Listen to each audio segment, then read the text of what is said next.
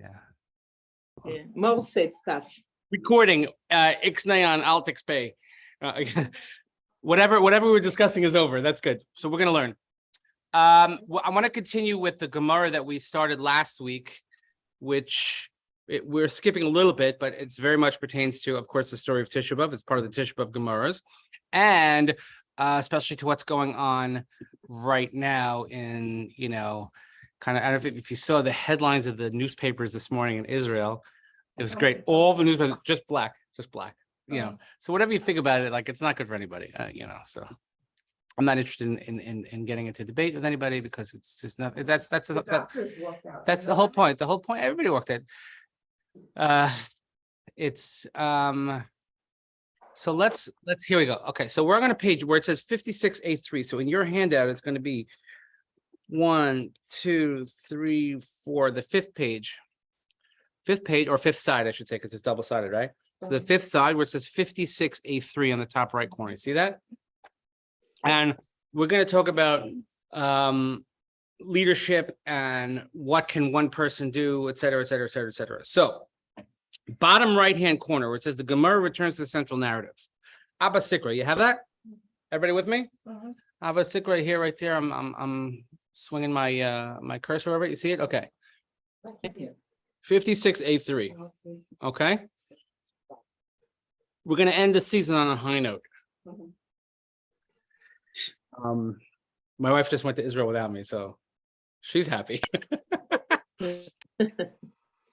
No, we have dueling visiting days. One in Israel, one here. So she's going to one, and she got to Israel and I got to mountains. And my kid's like, you don't have to go. I'm like, oh, okay. I know, I've heard that trick before. You don't have to go.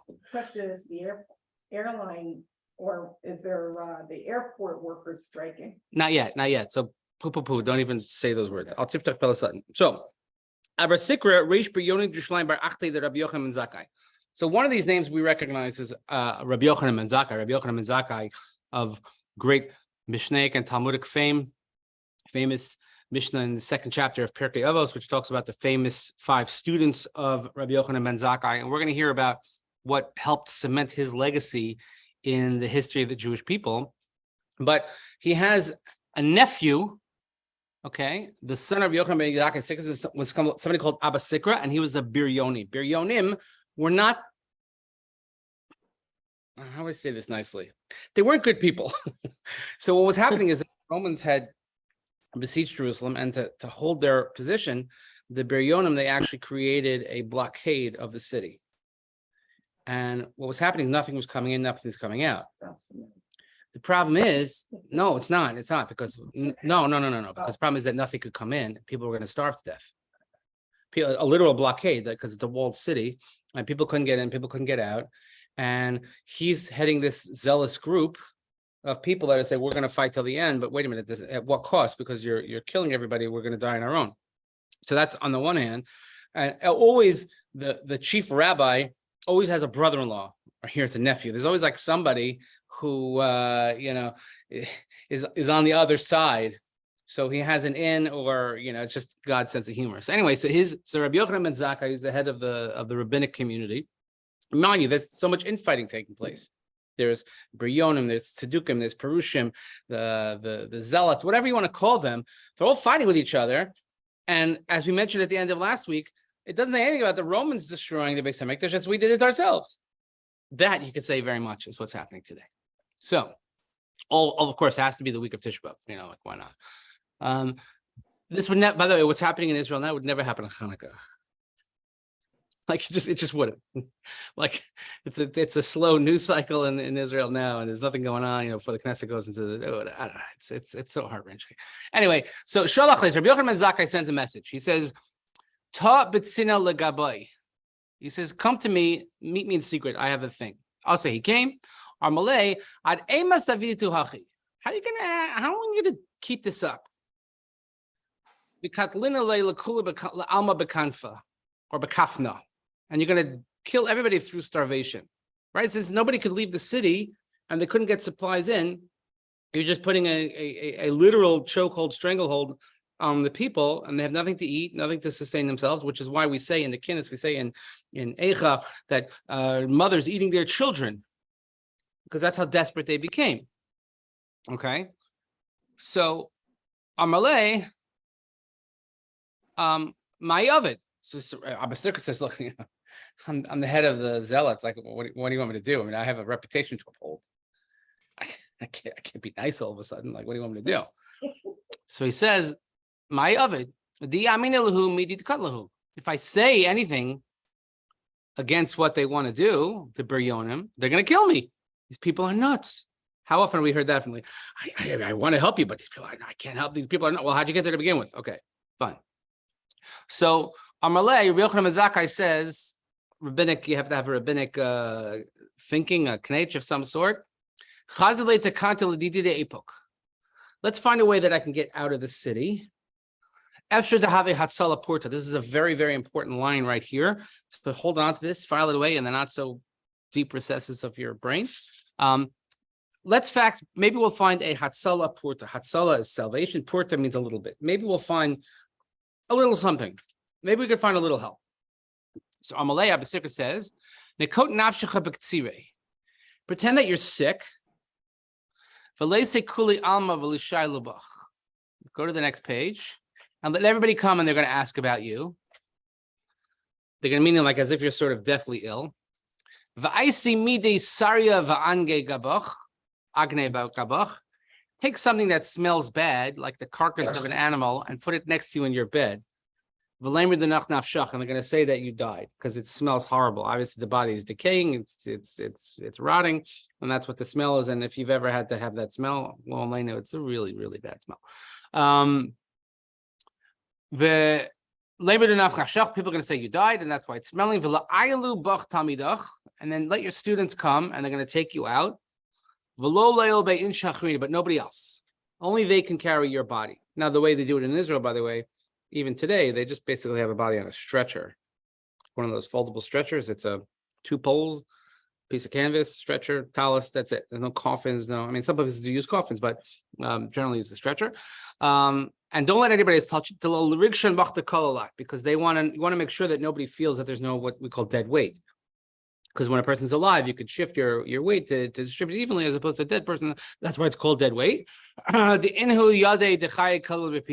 Baryonim know the difference between how a living person feels lying down and a dead person. Okay. So Abba Achi, he did this. Nichnas Rabbi Eliezer mitzad echad, Rabbi Shua mitzad acher. So Rabbi Eliezer and Rabbi Shua are holding him. And they go to the gate of the city. They go outside, trying to get out. So when they get to the gate, the Biryonim who are guarding the gate, just think of how zealous they are. They wanted to take their spears and start poking to make sure he's really dead. Mm-hmm. Right?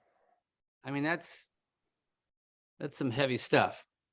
So Amar Lahu, Abba Sikra says to them, and this is where at least where he intervenes, Yomru Rabban Dakru. The Romans are going to say, this is how you treat your rabbis? They should come to some synagogue meetings.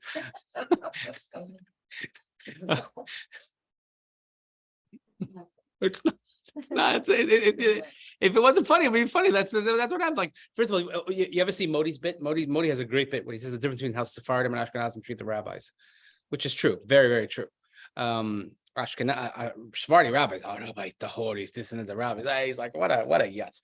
But that's, they say that Talmidei Chachamim marbim shalom ba'olam. We say in davening all the time that Torah scholars increase peace in the world. So the Brisker Rav's famous quip on this was that everybody's fighting with each other, but as soon as the rabbi walks in, they all focus their attention on the rabbi and they beat up on the rabbi. That's what happens. Okay, fine. Anyway, but he's going to say to the Romans, this is how you treat your clergy? So Baal Midchafe, they wanted to start shoving him to see, So Amar Lahu, Yomru Aban Dachusa, but Sikra then says, what? The Romans are going to say, this is how you treat you're going to start shoving the rabbi? What's going on? Paschale Bava Nafa, they open the door and they let him go out.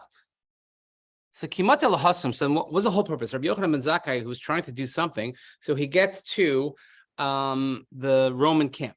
Now, mind you, the Romans are besieging Jerusalem, so they're in wherever they're in Caesarea, wherever they are, right? That's the one of my visits on the trip. I can't believe it. My family's never been to Herodian. I'm like, how have you not been there? Like, it's the coolest thing ever. It's like his summer house, right? So we're gonna go to do a whole Gush Day in Herodian. I'm excited about that. And so they're in the Roman camp wherever it is. He gets there, and Omar Shlomo Lach Malka, Shlomo Lach Malka. So now the person in charge of the Roman camp is this little guy, a little known guy, or actually he's a very well-known guy, somebody named Vespasian. Vespasian, then he says to Vespasian, peace be upon you, my king, peace be upon you. So Vespasian doesn't love this greeting. Amalei, Mechavis Treiktala, you're really liable to death on 2 counts. It's like, this is the way people speak. They'll just say like, hey, how are you? I'm here. Can I have a minute? Peace be upon you, king. I should kill you twice. Why? First, I'm not the king, and you're insulting the king, or you're mocking me by calling me a king. And the second, Visu, and if I was the king, then how come you haven't come to see me until now? Very sort of Talmudic type of discourse conversations that you find between leaders and rabbis and world heads, whatever. Okay, fine. But that's not really the point. Amalei, Rabbi Yochanan says, to Ka'amrat Lav Malka, if you say to me that I'm not the king, turn to the next page, 56b1. Ibramalka'at. The truth is that one day you will be the king. You are indeed destined to be the king. Di'ilav malka anat, because if you're not going to be the king, lo mimser Yerushalayim biyadecha, then we all know what's going to happen. We could see what's happening. You have the forces, and you have you seem to have the upper hand here. There's no way that Jerusalem would be given over to you. Why? The Levanon yipol. The Levanon will fall to an adir. Ein adir elamelech. We say adir means a king. From the pasuk, etc. And Levanon is the Beis HaMikdash because it says Hahar Hatov Hazel Levanon, which we just read in last week's parsha. The Hahar Hazel Hatov, what's this great Levanon, this great Har Hatov? And by that also they use the cedars of Lebanon to build the Beis HaMikdash. Maybe that's very much connected. But right now, Levanon doesn't mean Lebanon. It means Levanon is referring to the Beis HaMikdash or Jerusalem. So Jerusalem is going to be given over to you. Okay. So he says his first answer is, obviously, you're going to be a king because otherwise God wouldn't let you conquer Jerusalem. That's his favorite place. Okay, he would let you have I don't know, Gush Dan or something, but not Jerusalem. He gave you Jerusalem. It must be the king. Okay. So what about the second accusation? It's Yochanan ben Zakkai in the second paragraph. And if you say, well, how come I didn't come to you if I am a king or destined to be king? How come I didn't come sooner? He says, Biryoni de Ispen lo shavkinan. He says very matter-of-factly, I couldn't get here. Travel was a little bit difficult. There was a lot of traffic. There was a blockade. The Biryonim didn't let me out of the city. So then Vespasian says, again, I just love the way these back and forths are malay. Ilu chavash shel dvash v'darkon karuch aleha ohiyu shovon es hachavas b'shvil darkon. He says, Rabbi Yochanan ben Zakkai, if there was a keg of honey and there was a dangerous snake wrapped around it, wouldn't you break the keg because of the snake, so the snake will then fly away? In other words, you should have knocked the city down. You should have knocked the walls down to get the Biryonim out of there. Ishtik, Rabbi Yochanan ben Zakkai was silent. Okay, now we talk about the notion that we use the term a lot of mazel. We say mazel tov, right? When I say mazel, what does mazel mean? The right time, the right place. I love when you listen to me. It makes me so happy. Oh my God. Doing the right, Gold star. Makom zaman lashon. Mazel we say means luck.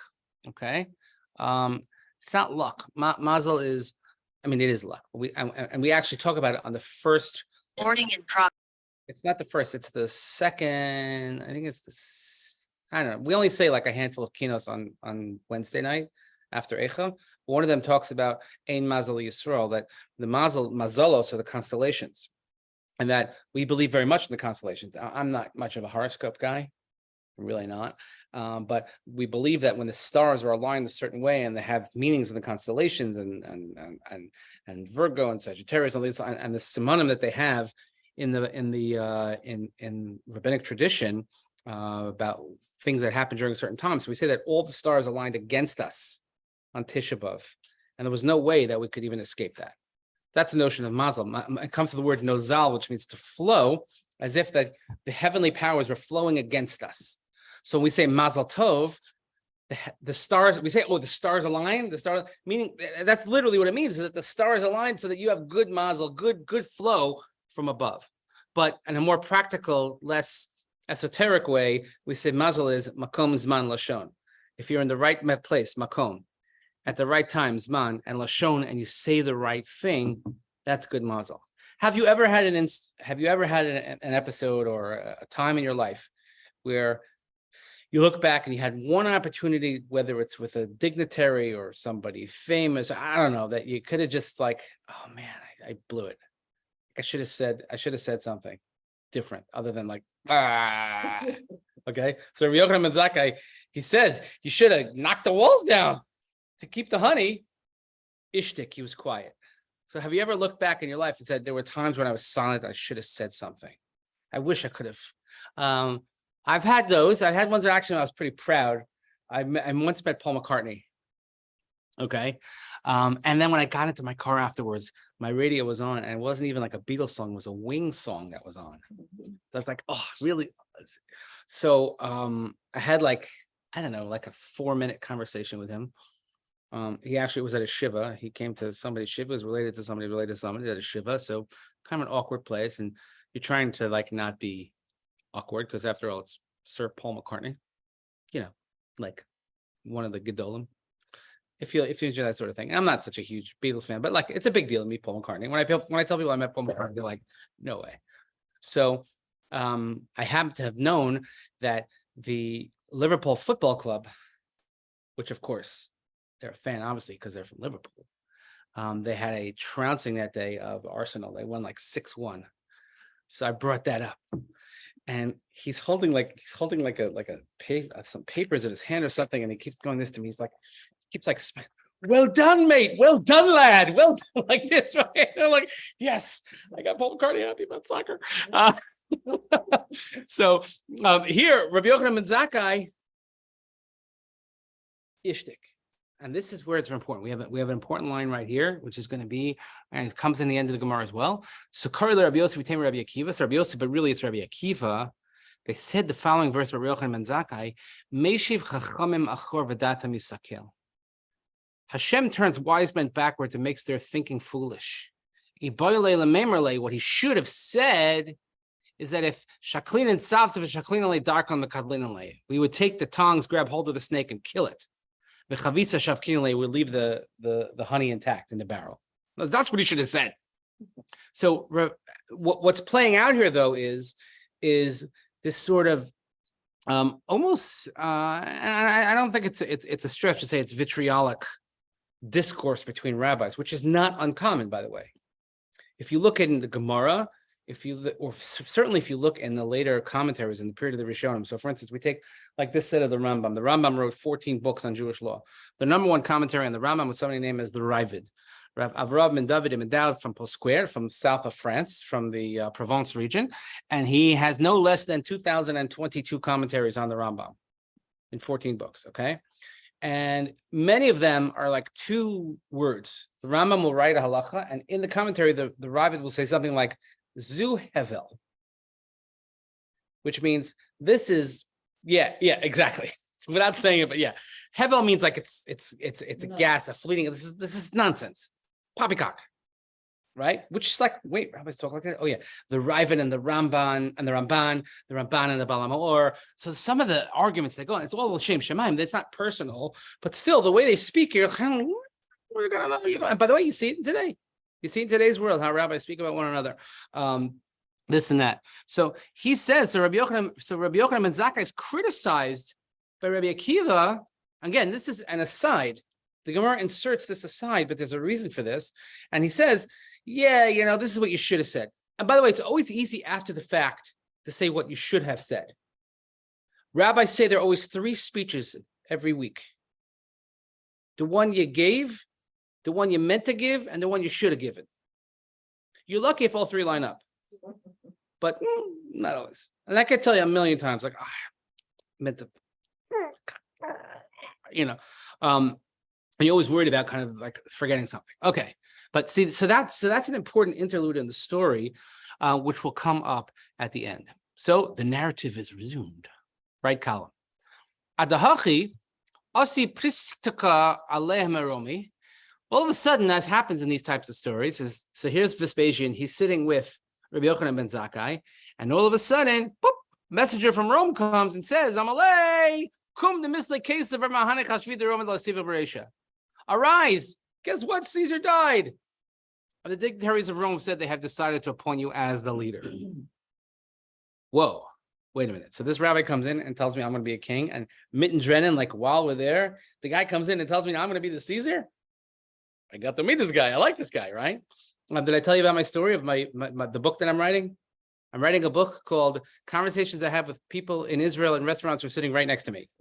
Because like I'm sitting in a restaurant and there's like this close to me, somebody else is sitting, and like they can't help but start a conversation with me. So I'm with my daughter and this lovely couple, and it was July 4th, and they said to me like, "Oh, I could see." I don't know how they knew I was American. I don't know how they figured it out, but they said Chag Sameach.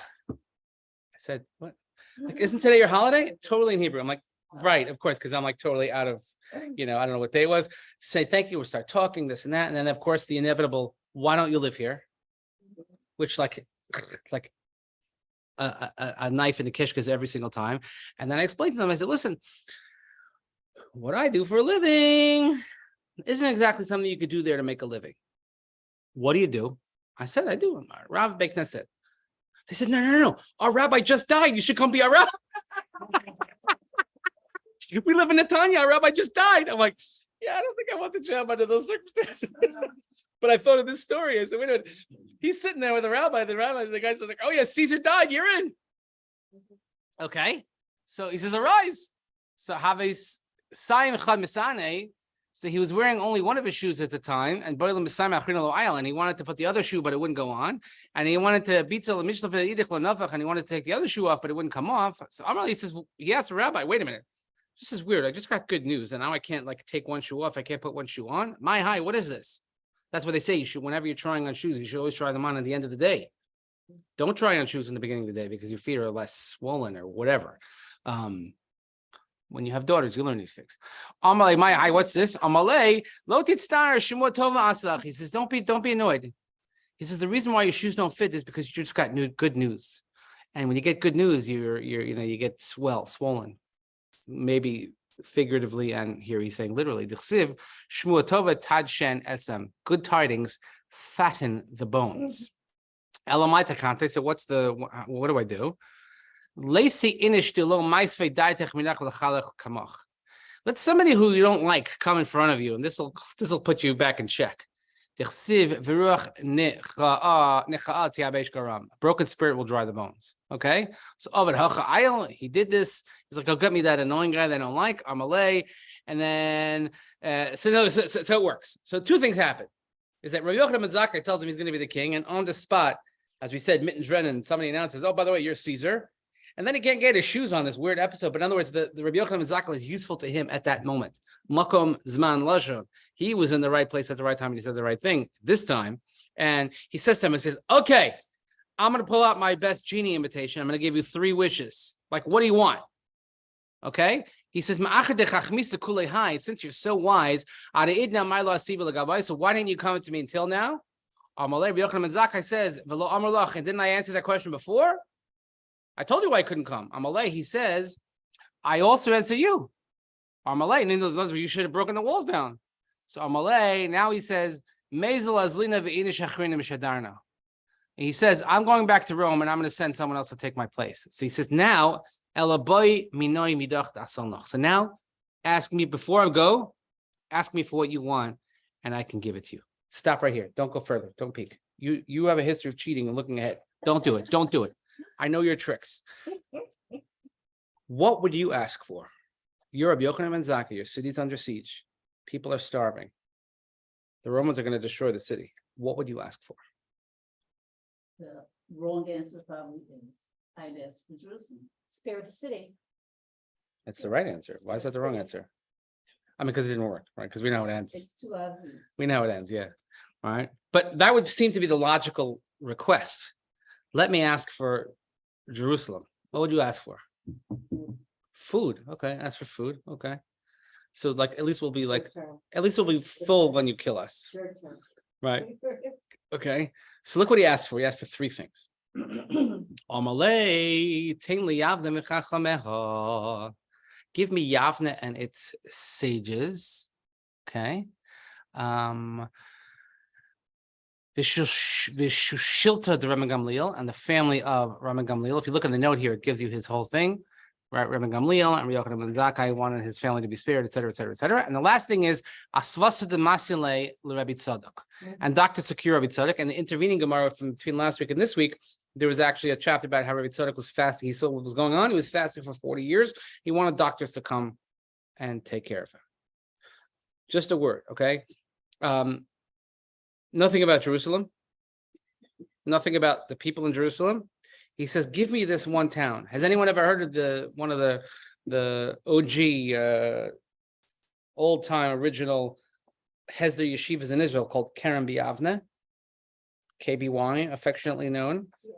Rav Goldvich was here. His father was Rosh Yeshiva there, one of the founders of KBY.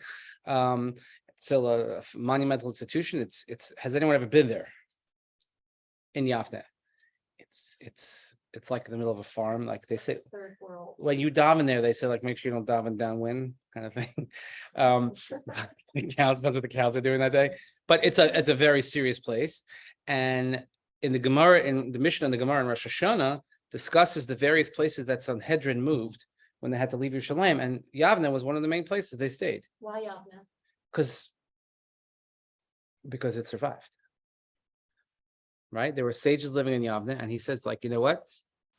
Let's save that and let's see what happens. Okay. And that's why it's such a famous place today. Kind of have a yeshiva there in Yavne. Tainli, that famous line, Tainli Yavne Mechachameha, like just give me this. Now, Kari le Rabbi Yosef Yitem Rabbi Kiva. Look at Rabbi Kiva's commentary again. Rabbi Kiva says, Meshiv Chacham Machor Misakil. Hashem makes their thinking foolish. In other words, he should have asked for Yerushalayim. He should have asked for Yerushalayim. Again, which is an easy commentary to make. And again, we're not one to criticize Rabbi Akiva, but you have to also understand, personality-wise, the difference between Rabbi Yochanan ben Zakkai, as we're learning here, and Rabbi Akiva. Rabbi Akiva had a much more takif approach. Rabbi Akiva, who supported the Bar Kokhba rebellion, Rabbi Akiva, who supported the fighting against the Romans and taking a strong hand against them until he had to ultimately admit that he made a mistake in supporting Bar Koziva as Mashiach. He was not the Mashiach. And at the end of his life, he realized that he made a mistake, but still his position was, no, we fight. We take what's ours. So of course, Rabbi Yochanan ben Zakkai is being weak. What do you ask for Yerushalayim? Ask for Jerusalem. So the Gemara says, how come he didn't? For who saw Rabbi Yochanan ben Zakkai thought, going back to the original plan that he had, he said, maybe we'll have Hatzala Porta, which we're told to hold on to that phrase. A little bit of salvation. Sometimes, or as we say, tafasta maruba lo tafasta. If you grab onto too much, you've grabbed nothing. You know, it's kind of the theoretical, you had 10 minutes to run into the store and grab whatever you wanted. Like, what would you grab? Or if your house was on fire, God forbid, chas v'shalom, a million times, like, what would you grab? What would you take? You can't take everything. So you want to take what's important. Hatzala Porta. So he thought, Rabbi Yochanan ben Zakkai did, that maybe it's more important to at least go for something reasonable, something feasible, as opposed to a giant thing. Because if you said no to Yerushalayim, then he has nothing. He walks away with nothing. At least let me have Hatzala Porta. Let me at least save something. So I'm going to share with you. You don't have this Gemara. That's the end of this Gemara. But there's another Gemara. You don't have it. I'll share with you, though. It's in Brachos and Chav Chesam Bebeis. And the Gemara in many places details for us what happened with certain rabbis when they were dying. It's usually the same scene. The rabbi's dying, he's on his deathbed, and he sees certain things or he senses certain things, and his family's there, but there's always like the Nudnik Talmidim that are there. The Nudnik students, and the guy Nebuch is dying, and they're like, Rebbe, what do you see? What's going on? Rebbe, what do you see? What do you see? What do you see? What do you see? So this is no exception. So he's dying, and he Nichnesu Talmid of Levakro. The students come in to visit him, because that's what you do. Kivin Shirosam Hiska Livkos. As soon as he sees them, he starts to cry. So they say to him, Talmid of Ner Yisrael, Amori Amini, Patisha Chazak, Mnata Bocha. They said to him, the way they referred to him, I love this term, Ner Yisrael, the light of Israel, the pillar of the right, meaning like my right strong hand, the strong hammer, okay? My strong hammer. Why are you crying? And he goes on to this whole length. He says, and I'll explain this to you by way of analogy, which our Rebbeim always used to share with us before Rosh Hashanah Yom Kippur, like when Elul starts and they had to give you like the scare the hell out of your speech because you have to do tshuva. That's what you do in yeshiva is, and it was actually quite effective. Is imagine you're, and this is the example they would give because it's something relatable. Imagine you're driving up to the mountains. Remember when people used to go to the mountains? So Daniel, just a few thoughts on that, right? So for the XDIN and the G2D2 data sets, I think that in their Imagine if you're going to the Catskills. You're driving up Route 17, smooth sailing. And this is back in the day when the speed limit was 55. So you're doing like 75. Now 75 is like mutter. So you're going 75, and all of a sudden you look behind you and you see the flashing lights. New York State Trooper. So what feeling do you have at that moment? Right. You're like you're actually like you're filled with this, like there's a pit in your stomach, and you and you're like, oh, please don't be after me. And then when he's really after you, and he like slows down behind your car and like pull over. Okay, it's worse if you're like a Maryland State Trooper if you have to deal with that. Okay, and then you get out, you pull over, but then you say to yourself like, wait a minute, like, what's the worst that can happen here? You give me a ticket. I'll have to pay a fine. My insurance will go up. But what am I so afraid about? But when it comes to standing in front of the Melech Malchei Malachim, in front of HaKadosh Baruch Hu, our lives are in his hand. On Chodesh Elul, Rosh Hashanah Yom Kippur, God is sirens behind us. He's pulling us over. And he's asking for our credentials. He's asking for our ID. He's asking for our insurance and registration. But we don't have that same feeling. But that really matters. So that's in effect what Rabbi Yochanan ben Zakkai says to his students, minus the state trooper part. But he says, if I'm in front of a king, what can he do? His decrees aren't forever, whatever. And certainly I'm afraid. He says, how much more so? And he goes, and I'm not sure if I'm going into Gan Eden, and I'm not sure if I'm going into Gehenna. Both paths are in front of me. I don't know which. Rabbi Yochanan ben Zakkai is like, I don't know if I'm going to Gehenna. Woo! Well, Chazal, what the Acharonim comment on this is, the Acharonim say that really he was crying because he's not sure he made the right choice in this Gemara. In this Gemara, his whole life he doubted. He doubted whether he made the right choice. He always second guessed. Did I make the right choice? Maybe I should have asked for more. History proved that he was right.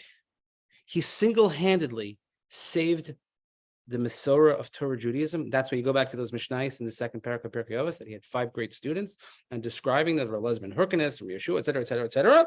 And he single-handedly, and that's all the takonos that Rabbi Yochanan ben Zakkai made. That's the Gemara Rosh Hashanah and the Mishnayos, all these special enactments that since the destruction of the Beis HaMikdash that kept Torah Judaism going. He was right. He himself wasn't sure.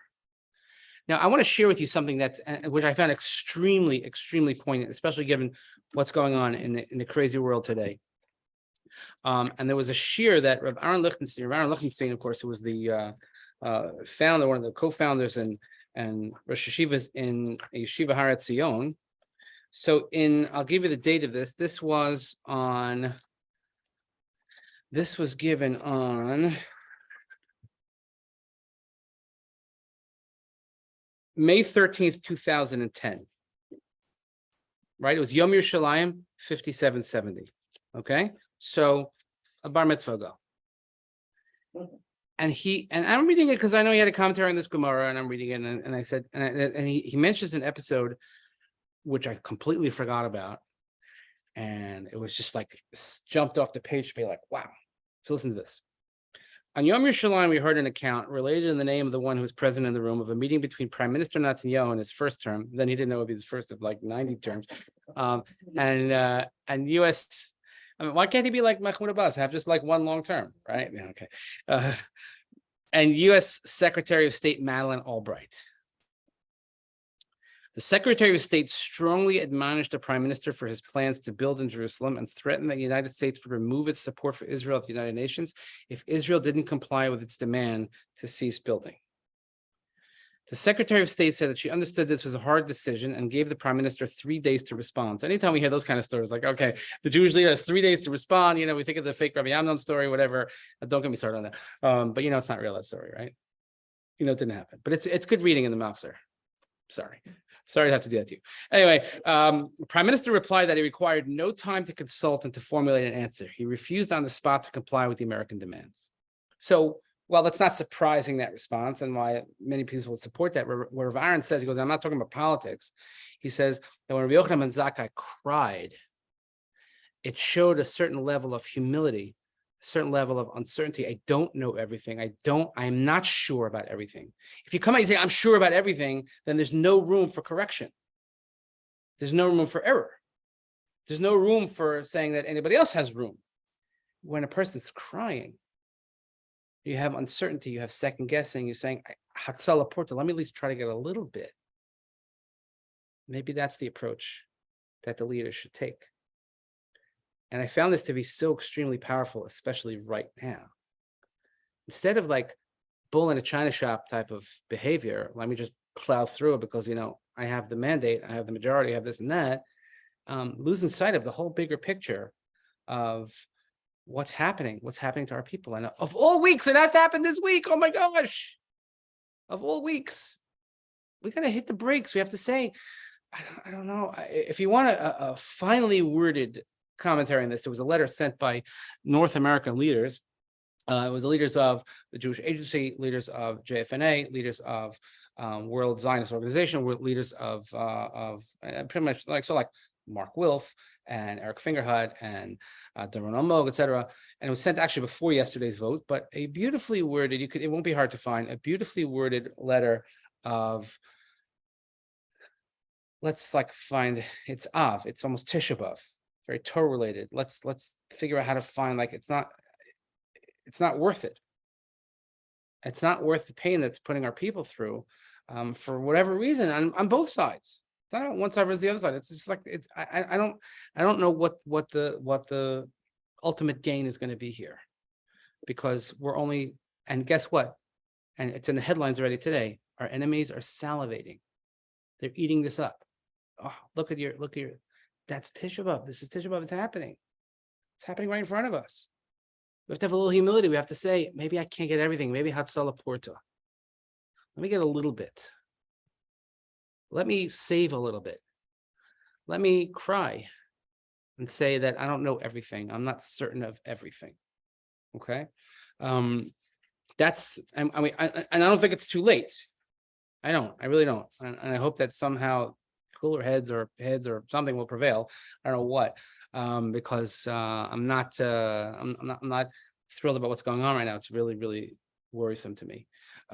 Not from the political point of view, but just from the Am Yisrael point of view. If you saw this also, I put it on I'll share this with you. I put it on our Instagram yesterday, and our Facebook page. Rav Rimon, who I'm a big fan of Rav Rimon, who is the chief rabbi of the Gush and Alon Shvut, but he composed a tefillah. He said, due to the spread of discord in Am Yisrael in these times, Rav Rimon calls for strengthening unity in Am Yisrael today. I call on every man and woman in Am Yisrael to focus on our unifying aspects as one people. Let us pray for every Jew who faces any tribulation to be delivered. Let us make every effort to reveal what unifies us and make sure not to slander anyone and look at those around us positively. And he composed a special Misha Berach that people should recite on Tisha B'Av, which I'm going to share with everyone. And it says, Misha Berach, oh my God, this is what happens. Misha Berach Avoseinu Avram Yitzchak V'Yaakov Hu Yivarech V'Yishmor Kol Echad V'Achat Me'am Yisrael. Yitain B'Libeinu L'Habit B'Ayin Tova Al HaKol.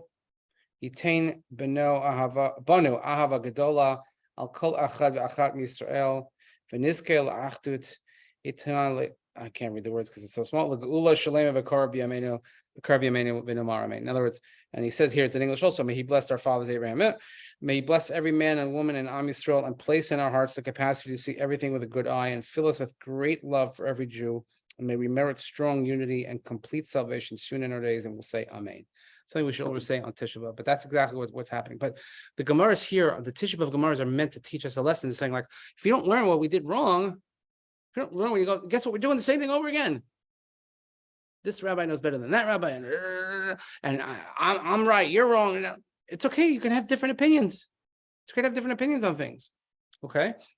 But there's a certain way in which we approach this. That's why these Gemaras are so extremely important. So I